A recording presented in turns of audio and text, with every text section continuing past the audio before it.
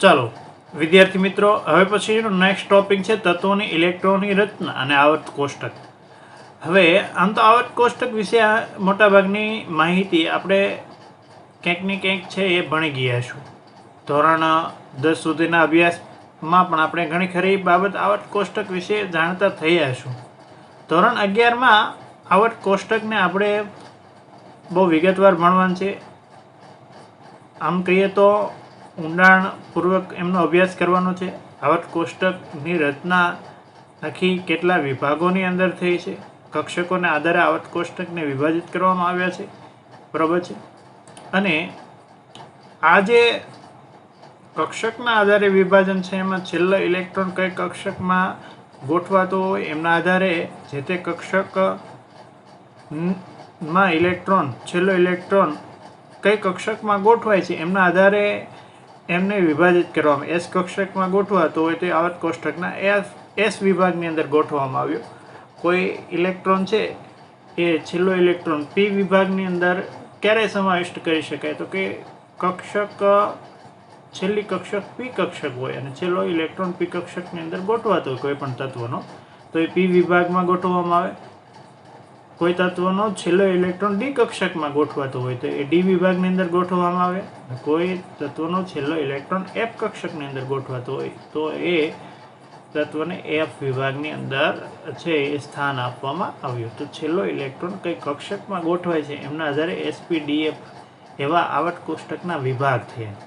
આપણે 11મા ધોરણમાં આવર્ત કોષ્ટકનો એસ વિભાગ અને પી વિભાગનો ભાગ 1 ભણવાનો છે, જ્યારે 12મા ધોરણમાં પી વિભાગનો ભાગ 2 અને ડી અને એફ વિભાગ એક સાથે આ રીતે વિગતવાર A to Z D to D વાત છે એ આવર્ત કોષ્ટકની, એમની સાથે સંકળાયેલ તત્વો, એમના ભૌતિક રાસાયણિક ગુણધર્મો, એની બનાવટ, એમના ઉપયોગો, આ દરેક બાબતોની ચર્ચા આપણે કરવાની છે. તો આવર્ત કોષ્ટકની જે બેઝિક બાબતો છે એ આપણે શબ્દશઃ રીતે સમજવાનો પ્રયત્ન કરીએ. તો અગાઉના એકમમાં એટલે કે એકમ નંબર 2માં આપણે જાણ્યું કે કોઈ પરમાણુમાં ઇલેક્ટ્રોનની ઓળખ 4 ક્વોન્ટમાંકથી થઈ શકે, બરાબર ને? અને 4 ક્વોન્ટમાંક આપણે જાણીએ છીએ. મુખ્ય ક્વોન્ટમાંક જેને સ્મોલ એન સંજ્ઞાથી દર્શાવવામાં આવે, ગૌણ ક્વોન્ટમાંક જેને સ્મોલ એલ સંજ્ઞાથી દર્શાવવામાં આવે, ચુંબકી ક્વોન્ટમાંક જેને એમ સફિક્સમાં એસ સંજ્ઞાથી દર્શાવવામાં આવે, અને સ્પિન ક્વોન્ટમાંક જેને ઘણી વખત એસ સંજ્ઞાથી અને ઘણી વખત એમએસ સંજ્ઞાથી દર્શાવવામાં આવે છે. મુખ્ય ક્વોન્ટમાંક જેને એન સંજ્ઞાથી દર્શાવવામાં આવે છે એ પરમાણુની મુખ્ય શક્તિ સ્તર જેને આપણે કોષ કહીએ છીએ તેને દર્શાવે છે. મુખ્ય ક્વોન્ટમાંક એટલે બીજું કાંઈ નહીં, મુખ્ય શક્તિ સ્તર અથવા તો કોષ. કોષ એટલે જ મુખ્ય ક્વોન્ટમાંક, કક્ષા એટલે જ મુખ્ય ક્વોન્ટમાંક. પહેલી કક્ષા હોય તો n બરાબર 1 થાય, બીજી કક્ષા હોય તો n બરાબર 2 થાય, ત્રીજી કક્ષા હોય તો n બરાબર 3 થાય. એટલે મુખ્ય શક્તિ સ્તર, કોષ, કક્ષા આ બધાય માટે મુખ્ય ક્વોન્ટમાંક એવો શબ્દ વાપરવામાં આવે છે જેને સ્મોલ એન સંજ્ઞાથી દર્શાવવામાં આવે છે. આપણે એ પણ જાણ્યું કે પરમાણુમાં ઇલેક્ટ્રોન કેવી રીતે પેટા કોષમાં ભરાય છે જેને આપણે એસપીડીએફ કક્ષકો કહીએ છીએ. પરમાણુમાં ઇલેક્ટ્રોન જે પેટા કોષની અંદર જ્યારે દાખલ થતો હોય ત્યારે એ પેટા કોષને આપણે એસપીડીએફ કક્ષકો તરીકે ઓળખીએ છીએ. અને એસપીડીએફ કક્ષકોના આધારે જ આપણે કયો ક્વોન્ટમાંક નક્કી કરી શકીએ, તો કે ગૌણ ક્વોન્ટમાંક. એસ હોય તો ગૌણ ક્વોન્ટમાંકનું મૂલ્ય 0 હોય, પી કક્ષક હોય તો ગૌણ ક્વોન્ટમાંકનું મૂલ્ય 1 હોય, ડી કક્ષક હોય તો ગૌણ ક્વોન્ટમાંકનું મૂલ્ય 2 હોય ને એફ કક્ષક હોય તો ગૌણ ક્વોન્ટમાંકનું મૂલ્ય 3 થશે. આગળ વધીએ તો પરમાણુમાં ઇલેક્ટ્રોનના વિતરણને તેની ઇલેક્ટ્રોનની રચના કહેવામાં આવે છે. ખાસ આ વાત હાઇલાઇટ કરવા જેવી છે કે પરમાણુની અંદર ઇલેક્ટ્રોનનું જે વિતરણ થાય છે, વિભાજન થાય છે, એમની ઇલેક્ટ્રોનની રચના કહેવામાં આવે છે. ઇલેક્ટ્રોનની રચના એસપીડીએફ કક્ષકોની અંદર ઇલેક્ટ્રોનની ગોઠવણી દ્વારા જ આપણે કરીએ છીએ. કોઈ તત્વનું આવર્ત કોષ્ટકમાં સ્થાન તેમાં છેલ્લે ભરાનાર કક્ષકના ક્વોન્ટમાંક વડે દર્શાવવામાં આવે છે. એ કક્ષકની અંદર છેલ્લો ઇલેક્ટ્રોન જે દાખલ થયો એ છેલ્લા ઇલેક્ટ્રોનનો ક્વોન્ટમાંક શું છે એમના આધારે એ તત્વનું આવર્ત કોષ્ટકની અંદર સ્થાન નક્કી થઈ શકે. બરાબર છે. તો ખાસ આ વાત યાદ રાખવી કે કોઈ પણ તત્વનું આવર્ત કોષ્ટકમાં સ્થાન એ તત્વની અંદર છેલ્લે ભરાનાર કક્ષકના ક્વોન્ટમાંક વડે દર્શાવવામાં આવે છે. આ ભાગમાં આપણે તત્વોની ઇલેક્ટ્રોનની રચના અને આવર્ત કોષ્ટકના વિસ્તૃત સ્વરૂપ વચ્ચેના સંબંધને જાણીશું.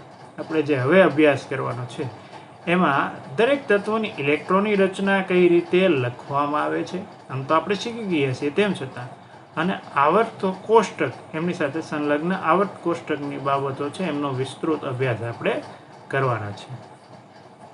તો પહેલી સમજણ આપણે મેળવી છે આવર્તમાં ઇલેક્ટ્રોનની રચના. જો પહેલાં તો તમને આવર્ત અને સમૂહ વિશે ખ્યાલ હોવો જોઈએ કે આવર્ત કોષ્ટકમાં આડી લાઈન, બરાબર, જે આડી લાઈન દર્શાવવામાં આવે છે, આડી હરોળ, એમને આવર્ત કહેવામાં આવે છે. અને ઊભી હરોળ અથવા તો ઊભા સ્તંભને આપણે સમૂહ કહીશું અને આડી હરોળને આપણે આવર્ત કહીશું. તો આપણે જે મુદ્દો ભણવો છે એ છે આવર્તમાં ઇલેક્ટ્રોનની રચના. એટલે આવર્તની અંદર પહેલો આવર્ત હોય, બીજો આવર્ત હોય, ત્રીજો આવર્ત હોય, એમાં ઇલેક્ટ્રોનની રચના કેવા પ્રકારની હોય છે એમના વિશે સમજૂતી મેળવી છે. બરાબર. પહેલા આવર્તની અંદર તમને ખ્યાલ છે 2 તત્વો હોય. કયા 2 તત્વો? હાઇડ્રોજન અને હિલિયમ.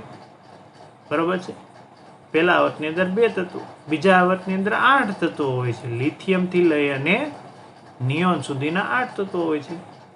જ્યારે ત્રીજો આવર્ત છે એમાંય 8 તત્વો હોય છે. બરાબર છે. સોડિયમથી લઈ અને આર્ગોન સુધીના 8 તત્વો. જ્યારે ચોથો આવર્ત છે, પાંચમો આવર્ત છે, છઠ્ઠો આવર્ત, એમાં અનુક્રમે 18, 18, 32 અને 7મો આવર્ત છે એ અધૂરો છે.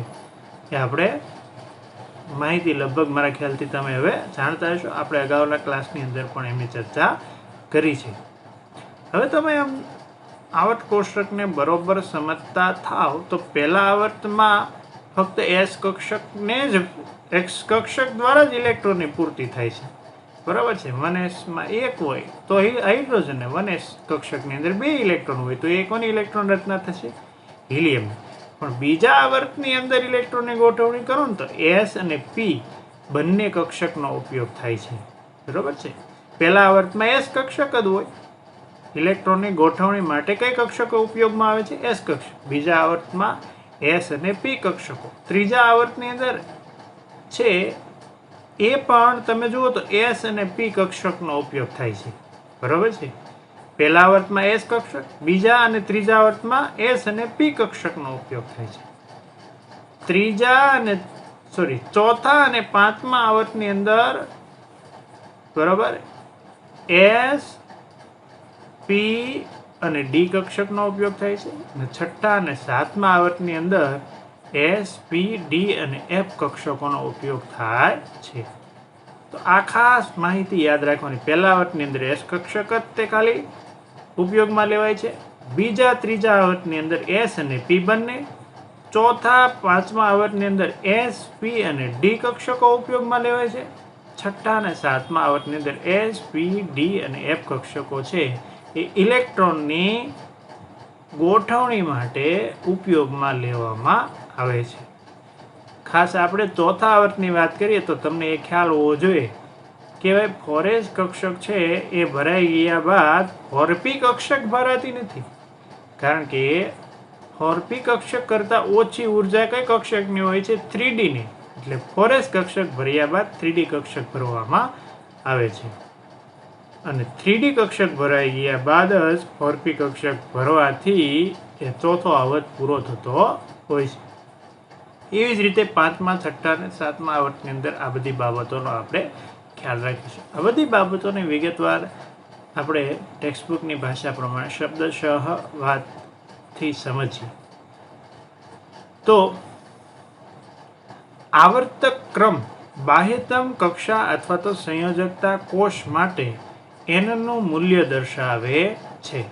આવર્તક ક્રમ એટલે કે કોઈ પણ આવર્ત માટે રજૂ થતો ક્રમ છે એ બાહ્યતમ કક્ષામાં રહેલા બરોબર અથવા તો સંયોજકતા કોષ માટે n એટલે કે મુખ્ય ક્વોન્ટમાંકનું મૂલ્ય દર્શાવે છે.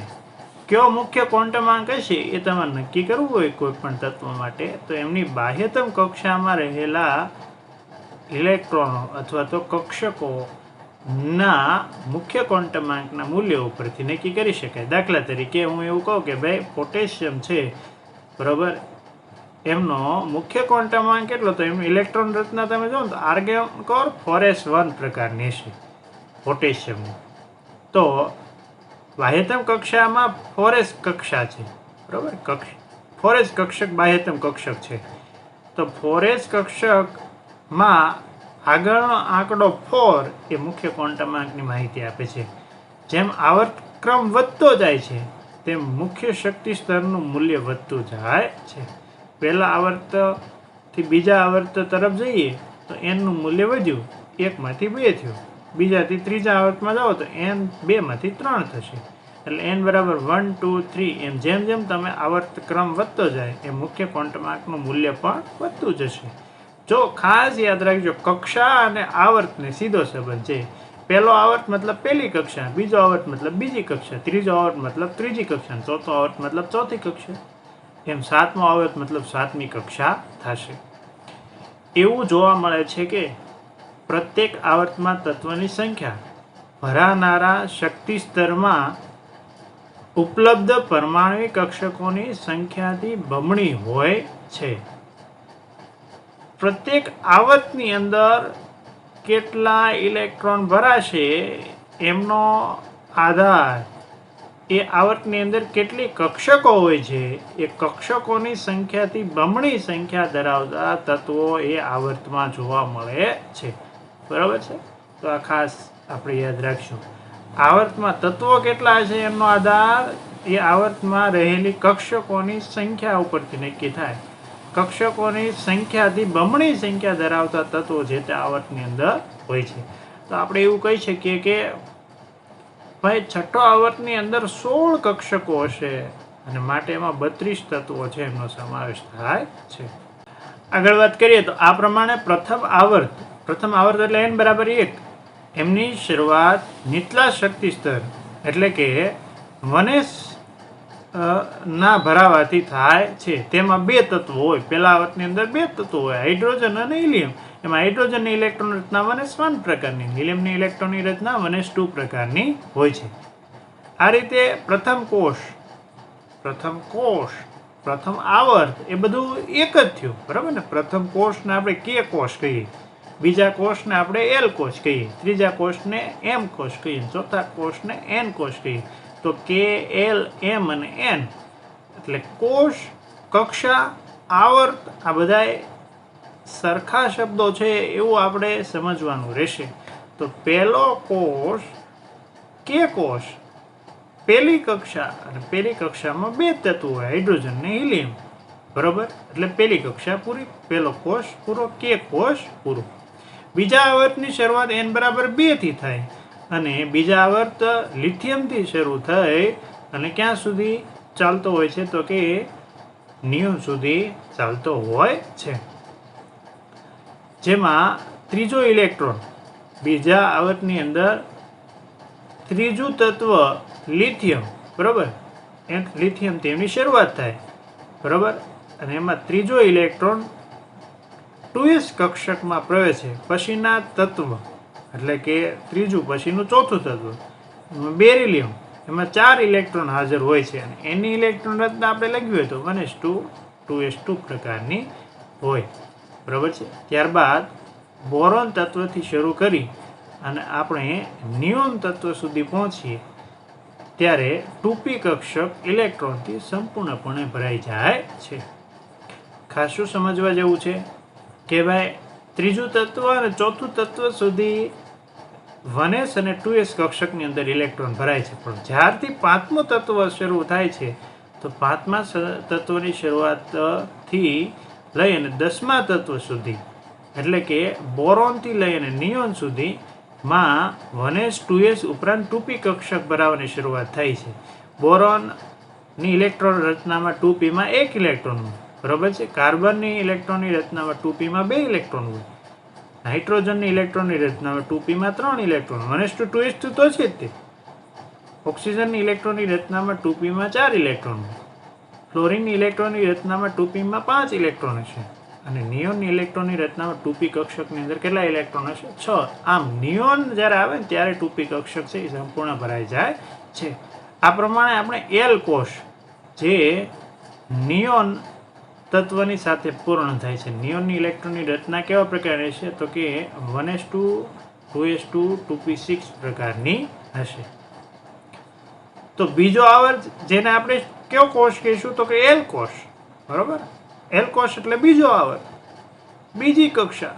બીજા કક્ષાની શરૂઆત થાય છે લિથિયમથી અને બીજા તત્વનું અંતિમ, બીજા કોષનું, બીજા આવર્તનું અંતિમ તત્વ નિયોન થશે.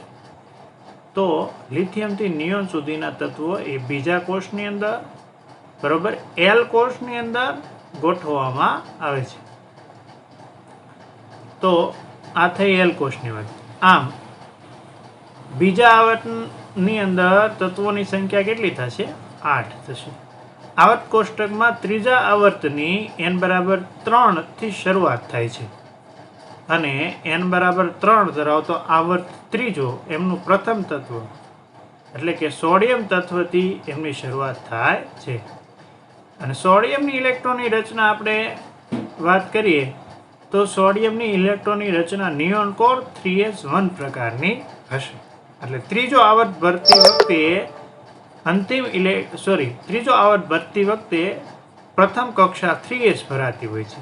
3s કક્ષા ભરાઈ ગયા બાદ 3p કક્ષક ભરાવાની શરૂઆત થાય.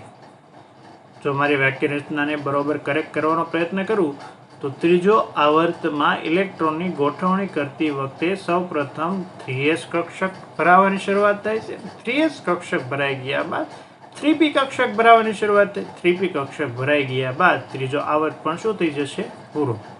તો અહીં શું વાત કરી? સોડિયમ તત્વથી n=3 એટલે ત્રીજા આવર્તની શરૂઆત થાય છે, જેમાં ઇલેક્ટ્રોન 3s કક્ષકમાં ભરાય છે.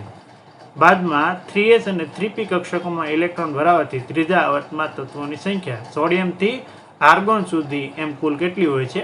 8 થાય છે. તો આ વાત આપણે ખૂબ જાણીએ છીએ, સરળ છે અને સમજીએ છીએ. ચોથો આવર્તની શરૂઆત n=4 થી થાય. ચોથો આવર્તથી આપણો અભ્યાસ થોડોક મજબૂત કરવાની જરૂરિયાત છે, બરાબર. ચોથા આવર્તની અંદરનું પ્રથમ તત્વ પોટેશિયમ. પોટેશિયમ પરમાણુ ક્રમાંક 19. એમની ઇલેક્ટ્રોનની રચના 4s કક્ષક ભરાવાથી શરૂ થાય છે. પોટેશિયમની ઇલેક્ટ્રોનની રચના આર્ગોન કોર 4s1 પ્રકારની હશે. ચોથો આવર્ત ભરીએ છીએ એટલે પહેલા ઇલેક્ટ્રોન 4s કક્ષક, ત્યાર પછી 4p કક્ષકમાં ઇલેક્ટ્રોન ભરવાનો નથી, ખાસ યાદ રાખશું. 4p પહેલા કઈ કક્ષક ભરાશે? 3d. તો 4s પછી 3d ભરીશું. 3d માં 10 ઇલેક્ટ્રોન ભરાઈ ગયા બાદ જ આપણે 4p કક્ષક ભરશું. એટલે 4s માં 2 ભરશું, ત્યાર પછીના વધારાના ઇલેક્ટ્રોન 3d માં ભરશું. 3d માં વધુ 10 ભરશું એટલે 10 ને 2 12 થશે. અને 3d ભરાઈ ગયા બાદ આપણે 4p ની શરૂઆત કરશું એટલે 12 ને 6 18. એમ ચોથા આવર્તની અંદર ટોટલ 18 તત્વો છે એમનો સમાવેશ કરી શકાય છે. અહીં એ વાત મહત્વની છે કે 4p કક્ષક ભરાવાની પહેલા 3d કક્ષક ભરાવાનું શરૂ થાય છે, જે શક્તિની દ્રષ્ટિએ અનુકૂળ છે. એટલે કક્ષકોની શક્તિની વાત કરીએ તો 4p કક્ષકની ઉર્જા વધારે હોય છે, શક્તિ વધારે, 3d ની ઓછી હોય એટલે 3d પહેલા ભરાય છે, 4p પછી ભરાવાની શરૂઆત થશે. આ રીતે આપણને તત્વોની 3d સંક્રાંતિ શ્રેણી, બરાબર છે, એટલે કે 3d ટ્રાન્ઝિશન સિરીઝ પ્રાપ્ત થાય છે. ચોથા આવર્તની અંદર કઈ સંક્રાંતિ શ્રેણી આવેલી હોય છે? પેલો પ્રશ્ન પૂછાય તો તમે કહી શકો 3d સંક્રાંતિ શ્રેણી ચોથા આવર્તની અંદર આવેલી હોય છે. ચોથા આવર્તની અંદર 3d સંક્રાંતિ શ્રેણી આવે. ચોથો આવર્તને 4d સંક્રાંતિ શ્રેણી એવું યાદ રાખવાનું છે. ચોથો આવર્ત તો એમાં 3d સંક્રાંતિ શ્રેણી આવે છે, કારણ કે ચોથા આવર્તની અંદર 3d કક્ષક ભરાવાની શરૂઆત થાય છે. આ સ્કેન્ડિયમ એટલે કે Z=21 થી શરૂ થાય છે. સ્કેન્ડિયમનો પરમાણુ ક્રમાંક 21 છે. જેની ઇલેક્ટ્રોનની રચના સ્કેન્ડિયમની ઇલેક્ટ્રોનની રચનાની વાત કરીએ તો 3d10 4s2 પ્રકારની હોય છે. આર્ગોન કોર 3d10 4s2 પ્રકારની હોય છે. 3d કક્ષક ઝિંક એટલે કે જેમનો પરમાણુ ક્રમાંક 30 છે એમને આગળ સંપૂર્ણપણે ભરાઈ જાય છે. ડી કક્ષક 3d કક્ષક પૂરેપૂરી ક્યારે ભરાઈ જાય છે તો કે ઝિંક તત્વની ઇલેક્ટ્રોનની રચનામાં 3d કક્ષક પૂરેપૂરી ભરાઈ જાય. 10 ઇલેક્ટ્રોન એમાં ગોઠવાય છે. જેની ઇલેક્ટ્રોનની રચના ઝિંકની ઇલેક્ટ્રોનની રચનાની વાત કરીએ તો 3d10 4s2 પ્રકારની હોય છે. તો તમે જોઈ શકો છો 3d કક્ષકની અંદર 10 ઇલેક્ટ્રોન ભરાઈ ગયેલા છે. ચોથો આવર્ત 4p કક્ષક ભરવાની સાથે ક્રિપ્ટોન આગળ સમાપ્ત થાય છે. ચોથો આવર્ત છે એ 4p કક્ષક પૂરી ભરાઈ ગયા બાદ ચોથો આવર્ત પૂરો થાય છે. ક્રિપ્ટોન સુધી ચોથો આવર્ત છે એ ચાલે છે. બરાબર, તો આપણે એવું કહી શકીએ કે ચોથો આવર્ત છે એ પોટેશિયમથી લઈ અને ક્રિપ્ટોન સુધીનો હોય છે. બરાબર છે. ચોથા આવર્તની અંદર 3d સંક્રાંતિ શ્રેણી છે એમની શરૂઆત થાય છે. 3d સંક્રાંતિ શ્રેણી આવેલી છે. પાંચમો આવર્ત n=5 થી શરૂ થાય. પાંચમો આવર્ત એટલે n=5 અને પાંચમા આવર્તનું પ્રથમ તત્વ એટલે રૂબિડિયમ. પાંચમો આવર્ત રૂબિડિયમથી શરૂ થાય છે જે ચોથા આવર્તને સમાન છે. ચોથા આવર્ત જેવો જ પાંચમો આવર્ત છે. બરાબર ને. ચોથા આવર્તમાં જેમ 18 ઇલેક્ટ્રોન ભરાય પાંચમા આવર્તની અંદર પણ 18 ઇલેક્ટ્રોન ભરાય. પણ પાંચમા આવર્તની અંદર 4d સંક્રાંતિ શ્રેણી છે એ આવેલી હોય છે ને. 4d સંક્રાંતિ શ્રેણી એટલે કે પાંચમા આવર્તની અંદર ડી કક્ષક ભરાવાની શરૂઆત છે એ યુટ્રિયમથી શરૂ થાય છે. આવર્ત પાંચમો, પરંતુ પાંચમા આવર્તની અંદર 4d સંક્રાંતિ શ્રેણી કયા તત્વથી શરૂ થાય તો જવાબ છે યુટ્રિયમ. યુટ્રિયમથી આ પાંચમો આવર્ત 4d સંક્રાંતિ શ્રેણી છે એ શરૂ થાય છે. પાંચમા આવર્તમાંની 4d સંક્રાંતિ શ્રેણી યુટ્રિયમ તત્વથી શરૂ થાય. યુટ્રિયમ તત્વની અંદર 4d કક્ષકની અંદર પહેલો ઇલેક્ટ્રોન ભરાય છે અને ત્યાર પછી પાંચમો આવર્ત શરૂ આગળ વધતો જાય 4d ની અંદર 10 ઇલેક્ટ્રોન ભરાઈ ગયા બાદ બરોબર છે પાંચમા આવર્તની શરૂઆત 5s કક્ષકથી થાય. 5s કક્ષક છે એ ભરાઈ ગયા બાદ 4d કક્ષક ભરવાનું રહેશે. 4d કક્ષક ભરાઈ ગયા બાદ આપણે કઈ કક્ષક ભરવાનું છે તો કે 5p. 5s 4d 5p આ રીતે કક્ષકો છે એમની અંદર ઇલેક્ટ્રોનની પૂર્તિ કરવાની છે. 5s ની અંદર 2 ઇલેક્ટ્રોન છે એમની ગોઠવણી થઈ ગયા બાદ 4d ભરશું. 4d ની અંદર 10 ભરાઈ જશે એટલે આપણે 5p કક્ષકો ભરશું. 5p ની અંદર વધુમાં વધુ 6 ઇલેક્ટ્રોન આપણે ભરી શકશું. બરાબર છે. આ આવર્તમાં એટલે પાંચમા આવર્તમાં 5p કક્ષકો ભરાવાની સાથે ઝેનોન આગળ સમાપ્ત થાય છે. પાંચમો આવર્ત ક્યાં સમાપ્ત થાય તો કે ઝેનોન તત્વ છે એ પાંચમા આવર્તનું અંતિમ તત્વ થશે. છઠ્ઠો આવર્ત છે જેને આપણે એમની માટે મુખ્ય ક્વોન્ટમ અંક બરાબર n=6 કહી શકીએ. n=6 એટલે છઠ્ઠો આવર્ત. એમાં 32 તત્વો હોય છે. ખાસ યાદ રાખજો. પહેલા આવર્તની અંદર 2 તત્વો, બીજા આવર્તની અંદર 8, ત્રીજા આવર્તની અંદર 8, ચોથા પાંચમા આવર્તની અંદર 18 અને છઠ્ઠા આવર્તની અંદર 32 તત્વો હોય છે. છઠ્ઠા આવર્ત છે એમની શરૂઆત સીરિયમ તત્વથી થાય છે. બરાબર છે. સીરિયમ જેમનો પરમાણુ ક્રમાંક 58 Z=58 છે અને લ્યુટેશિયમ એટલે કે જેમનો પરમાણુ ક્રમાંક 71 છે એમની આગળ પૂર્ણ થાય છે. છઠ્ઠો આવર્ત બરોબર એ છઠ્ઠો આવર્ત છે એમની શરૂઆત ક્યાંથી થાય તો કે સીરિયમથી.